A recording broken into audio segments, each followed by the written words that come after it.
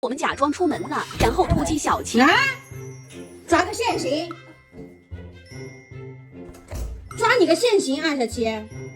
以为我们走了是吧？我们在门外呢。啊？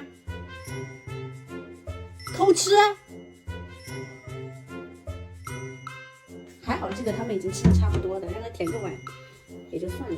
哎，还是放起来吧，不能惯着，孩子不能惯着。我都看得到啊，你在家里偷吃我都看得到啊。我现在出去一下，你在家里给我老实点儿，听见没有？不许偷吃啊！我走了啊，拜拜。然后我们真的出门拿快递，又回来了。被抓过一次之后，现在回来就很老实。看他耳朵也其实也不是很老实，你知道吧？就是有那贼心没贼胆了，很想干点什么。你看，你看那鬼迷日眼的样子，很想干点什么，但是没敢。毕竟刚才，哎呦，快递掉了都给你吓成这样啊！毕竟刚才是不是？是不是被抓了个现行？是不是啊？